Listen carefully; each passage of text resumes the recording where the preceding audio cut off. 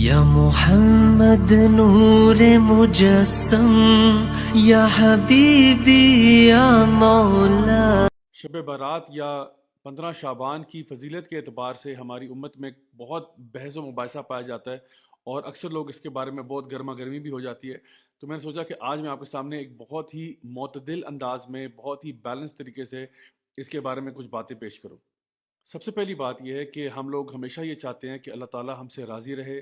اللہ کے نبی کریم صلی اللہ علیہ وسلم کی جو تعلیمات ہم تک پہنچی ہیں ہم ان کے مطابق عمل کریں اور سارے وہ کام کریں جس سے اللہ راضی ہو جاتا ہے۔ اب بات یہ ہے کہ اللہ کو راضی کرنے کے لیے جو انفارمیشن آپ کو چاہیے ہوگی وہ ظاہر سی بات ہے اس کے دو ہی بنیادی طور پہ سورسز ہیں۔ تو یا تو وہ اللہ سبحانہ تعالیٰ کی کتاب ہے قرآن مجید، یا پھر وہ نبی کریم صلی اللہ علیہ وسلم کی سنت ہے جو کہ 100% اوتھینٹک ہے۔ میں نے کچھ دن پہلے بدعتوں سے ریلیٹڈ بھی ایک ویڈیو پوسٹ کیا تھا جس میں ہم لوگوں نے ایک رول ڈسکس کیا تھا جو ہماری شریعت کا ہے کہ جہاں تک دین کا تعلق ہے تو ہمیشہ وہی کام کیے جائیں گے جس پہ 100% اللہ اور اس کے رسول کی مہر ہو۔ اس کے علاوہ اگر کوئی عبادت ہم نئے طریقے سے دین میں لے کے آئیں گے تو وہ پھر بدعت میں شمار کی جائے گی، اور نبی کریم صلی اللہ علیہ وسلم کی اس بارے میں بڑی سخت وعید ہے کہ ہر بدعت جو ہے وہ گمراہی ہے اور ہر گمراہی جو ہے وہ جہنم کی آگ میں ہے۔ تو آئیے اب دیکھتے ہیں کہ شعبان اور اسپیشلی یہ جو نصف شعبان ہے یا 15 شعبان ہے کہ جس کو ہمارے عام اصطلاح میں شب برات کہا جاتا ہے، اس کی حقیقت کیا ہے۔ تو سب سے پہلے ہم وہ چیزیں ڈسکس کرتے ہیں جو 100% اوتھینٹک ہیں۔ نمبر 1، شعبان کے مہینے کی فضیلت اس اعتبار سے ضرور موجود ہے کہ نبی کریم صلی اللہ علیہ وسلم پورے سال میں رمضان کے علاوہ کسی اور مہینے میں اتنے روزے نہیں رکھتے تھے جتنا کہ شعبان کے مہینے میں رکھا کرتے تھے۔ لیکن اس کے ساتھ ساتھ نبی کریم صلی اللہ علیہ وسلم نے 15 شعبان کے بعد روزے رکھنے سے منع فرمایا۔ تو اس کی وجہ ہمارے علماء یہ بیان کرتے ہیں کہ انسان اپنے آپ کو رمضان کے آنے سے پہلے ہی روزے رکھ کے تھکا نہ دے، لیکن اگر کوئی ایسا شخص ہے جس کو آلریڈی عادت ہے زیادہ روزے رکھنے کی نفلی طور پہ تو انشاءاللہ وہ رکھ سکتا ہے، لیکن اس کو بھی چاہیے کہ وہ بھی رمضان کے شروع ہونے سے 2-3 دن پہلے روزے رکھنا ترک کر دے۔ تو یہ تو تھی شعبان کی فضیلت کہ اس مہینے میں نبی کریم صلی اللہ علیہ وسلم زیادہ سے زیادہ روزے رکھا کرتے تھے۔ جہاں تک تعلق 15 شعبان کا ہے تو اس حوالے سے جو دو روایات ہمارے سامنے آتی ہیں جن کا معنی تقریباً ایک جیسے ہیں جو کہ اوتھینٹک ہیں، اس میں یہ بات بیان کی گئی ہے کہ اللہ سبحانہ تعالیٰ اس رات کو اپنی مخلوق کی طرف دیکھتے ہیں اور سوائے مشرک کے یا وہ شخص جو کہ بغض اور کینہ رکھتا ہے سب کو معاف فرماتے ہیں۔ تو اس بات سے پتہ یہ چلا کہ اگر آپ کے اندر ایمان کی کمی ہے یا اگر آپ لوگوں کے بارے میں بغض کینہ وغیرہ رکھتے ہیں تو برائے مہربانی 15 شعبان سے پہلے اس کو درست کریں تاکہ اللہ سبحانہ تعالیٰ آپ کو معاف فرمائے۔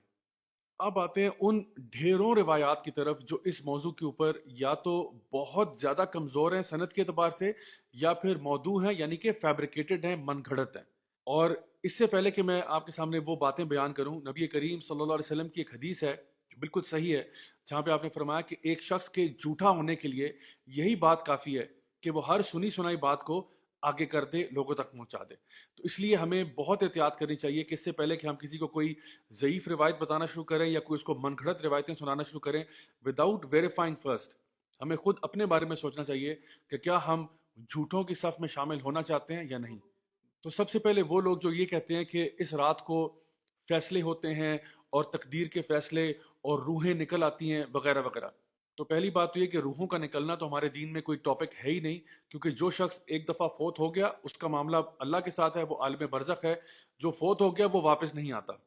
دوسری بات یہ کہ جو لوگ یہ کہتے ہیں کہ اس رات میں قرآن مجید نازل ہوا تھا، یہ بالکل فیبریکیٹڈ بات ہے، اس لیے کیونکہ قرآن مجید ہم سب جانتے ہیں کہ وہ لیلۃ القدر میں نازل ہوا تھا، انا انزلناہ فی لیلۃ القدر وما ادراک ما لیلۃ القدر، یہ بچہ بچہ یہ بات جانتا ہے۔ اور لیلۃ القدر جو ہے وہ رمضان کے اندر آخری عشرے کی طاق راتوں میں تلاش کی جاتی ہے۔ پھر وہ احادیث جہاں پہ لوگ یہ کہتے ہیں کہ جی اللہ تعالیٰ سما دنیا پہ آتا ہے اور کہتا ہے کوئی ہے مجھ سے مغفرت مانگنے والا، کوئی ہے مجھ سے بخشش طلب کرنے والا، کوئی ہے مجھ سے دنیا اور آخرت کی کوئی چیز مانگنے والا جس کو میں عطا فرماؤں، تو یہ بات صرف نصف شعبان کے لیے مخصوص نہیں ہے بلکہ ہر رات کو ایسا ہوتا ہے۔ یہ وہ تہجد کا ٹائم ہے جس پہ ہمیں اٹھنا چاہیے، اللہ تعالیٰ سے دعا کرنی چاہیے، نماز پڑھنی چاہیے۔ یہ ایک مسنون چیز ہے جو ہم کر سکتے ہیں پورا سال۔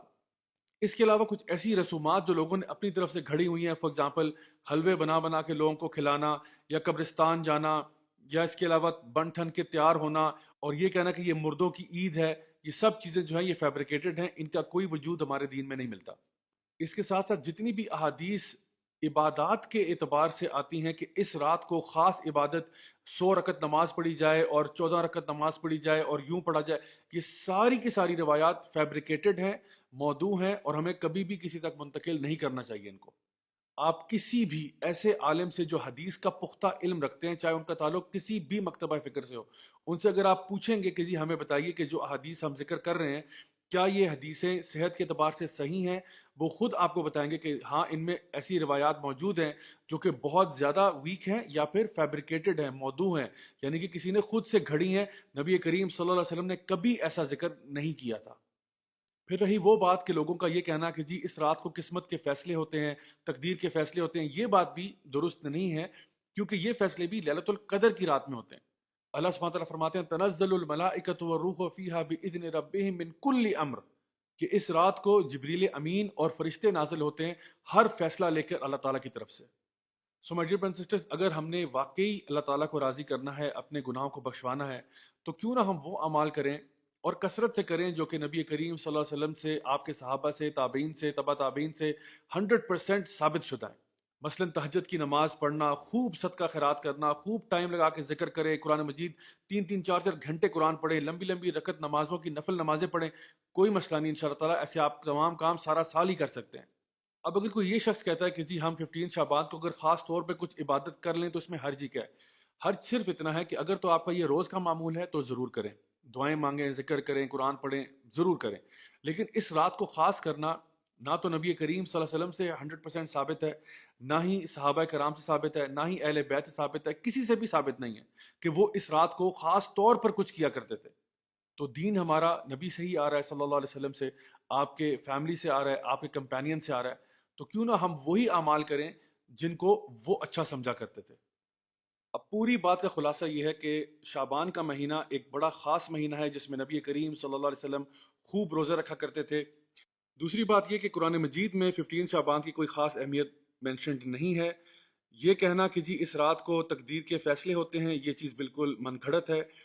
اس رات کے بارے میں ایک روایت بہرحال درست ہے جہاں پہ یہ بات ذکر ہے کہ اللہ سبحانہ تعالیٰ اپنی مخلوق کے ساتھ رحم کرتے ہوئے سوائے مشرک کے اور اس شخص کے جو کہ بغض اور کینہ رکھتا ہے تمام کو معاف کر دیتے ہیں۔ خاص طور پر 15 شعبان کا روزہ رکھنا یہ سنت عمل نہیں ہے بلکہ اس کو مکروہ کہا جا سکتا ہے، اور 15 شعبان کے بعد تو روزے رکھنا ویسے بھی اس کی ممانعت ہے سوائے اس شخص کے جو کہ پہلے سے ہی روزے رکھتا ہو۔ جتنی بھی احادیث اس رات کے بارے میں بیان کی گئی ہیں کہ خاص عبادات اس رات میں کی جائیں، وہ سب کی سب یا تو بہت زیادہ ضعیف ہیں یا من گھڑت ہیں یا موضوع ہیں۔ نبی کریم صلی اللہ علیہ وسلم سے، آپ کے اہل بیت سے، آپ کے صحابہ سے کوئی ایسی خاص عبادات منقول نہیں ہے کہ انہوں نے بیان کیا ہو کہ اس رات کو یوں یوں خاص عبادات کرنی ہے۔ اور آخر میں یہ کہ اس رات میں چراغاں کرنا، خاص قسم کے کھانے بنانا، حلوے بنانا اور قبرستان جانا، یہ سارے کے سارے اعمال کرنا درست نہیں ہے اور بدعت میں شمار ہو سکتے ہیں۔ اللہ تعالیٰ سے دعا ہے کہ اللہ تعالیٰ ہمیں بالکل صحیح معنوں میں اپنے دین پر چلنے کی توفیق عطا فرمائے، ہماری کمیاں، کوتاہیاں، غلطیوں کو معاف فرمائے اور ہم سب کو جنت الفردوس میں اعلیٰ مقام نصیب فرمائے۔